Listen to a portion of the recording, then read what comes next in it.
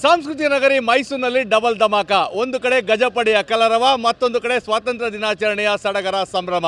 ಮೈಸೂರಿನಲ್ಲಿ ಹರ್ ಘರ್ ತಿರಂಗ ಯಾತ್ರೆ ಅಭಿಯಾನವನ್ನು ವಿಶೇಷವಾಗಿ ವಿಭಿನ್ನವಾಗಿ ಮಾಡಲಾಗ್ತಾ ಇದೆ. ನಾನೀಗ ಮೈಸೂರಿನ ರಾಜಬೀದಿಯಾದಂಥ ಸಾಯಿಜೋರಾವ್ ರಸ್ತೆಯಲ್ಲಿದ್ದೇನೆ. ನೀವು ನೋಡ್ತಾ ಇರ್ಬೋದು, ದಸರಾ ಗಜಪಡೆಗಳನ್ನು ಸಾಮಾನ್ಯವಾಗಿ ದಸರಾ ಗಜಪಡೆಗಳ ತಾಲೀಮು ಜೋರಾಗಿದೆ. ಇವತ್ತು ಸಾಂಸ್ಕೃತಿಕ ನಗರಿ ಮೈಸೂರಿನಲ್ಲಿ ವಿಶೇಷವಾಗಿ ಗಜಪಡೆಗಳ ಮುಖಾಂತರವಾಗಿ ಹರ್ ಘರ್ ತಿರಂಗ ಯಾತ್ರೆಯ ಅಭಿಯಾನವನ್ನು ನಡೆಸಲಾಗ್ತಾ ಇದೆ. ಮೈಸೂರು ಮಹಾನಗರ ಪಾಲಿಕೆ ಸಹಯೋಗದೊಂದಿಗೆ ದಸರಾ ಗಜಪಡೆಗಳು ಪ್ರತಿನಿತ್ಯ ತಾಲೀಮನ್ನು ನಡೆಸ್ತವೆ. ಆ ತಾಲೀಮನ್ನು ಇವತ್ತು ವಿಶೇಷವಾಗಿ ತ್ರಿವರ್ಣ ಧ್ವಜವನ್ನು ಮಾವುತರ ಕೈಲಿ ಹಿಡಿದು ಮೈಸೂರಿನ ರಾಜಬೀದಿಗಳಲ್ಲಿ ಒಂದು ಹರ್ ಘರ್ ತಿರಂಗ ಯಾತ್ರೆಯ ಅಭಿಯಾನವನ್ನು ನಡೆಸಲಾಗ್ತಾ ಇದೆ.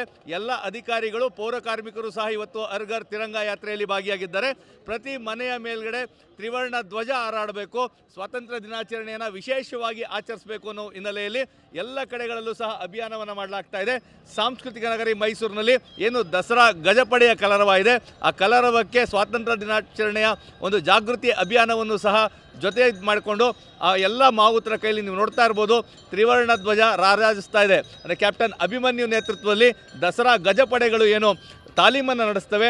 ಆ ತಾಲೀಮಿನ ಜೊತೆಯಲ್ಲಿ ಅಂದರೆ ಅವು ಸಾಗುವಂತಹ ಹಾದಿಯಲ್ಲಿ ಎಲ್ಲರ ಕೈಗಳಲ್ಲೂ ಸಹ ತ್ರಿವರ್ಣ ಧ್ವಜ ರಾರಾಜಿಸ್ತಾ ಇದೆ. ಆನೆಯ ಮೇಲ್ಭಾಗದಲ್ಲಿ ಆ ತ್ರಿವರ್ಣ ಧ್ವಜವನ್ನು ಹಿಡಿದು ಮಾವುತರು ಕುಳಿತುಕೊಂಡಿದ್ದಾರೆ. ಮತ್ತು ಕೆಳಭಾಗದಲ್ಲೂ ಸಹ ನೀವು ನೋಡ್ತಾ ಇರ್ಬೋದು, ಮಾವುತರು, ಕಾವಾಡಿಗಳು ಮತ್ತು ಸಿಬ್ಬಂದಿಗಳು ಹೋಗ್ತಾ ಇದ್ದಾರೆ. ಅವರೆಲ್ಲರ ಕೈಲೂ ಸಹ ತ್ರಿವರ್ಣ ಧ್ವಜ ರಾರಾಜಿಸ್ತಾ ಇದೆ.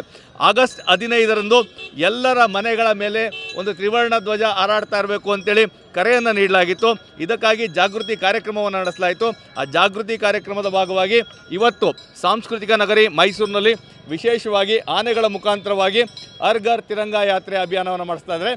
ಎಲ್ಲರೂ ಸಹ ಸ್ವಾತಂತ್ರ್ಯ ದಿನಾಚರಣೆಯ ಸಂಭ್ರಮ ಸಡಗರದಲ್ಲಿ ಭಾಗಿಯಾಗಲಿ, ಪ್ರತಿ ಮನೆಯ ಮೇಲ್ಭಾಗದಲ್ಲಿ ನಮ್ಮ ಹೆಮ್ಮೆಯ ತ್ರಿವರ್ಣ ಧ್ವಜ ಹಾರಾಡಲಿ ಅನ್ನೋದೇ ನಮ್ಮ ಆಶಯ. ಕ್ಯಾಮ್ರಾ ಪರ್ಸನ್ ರಘು ಜೊತೆ ರಾಮ್, TV9 ಮೈಸೂರು.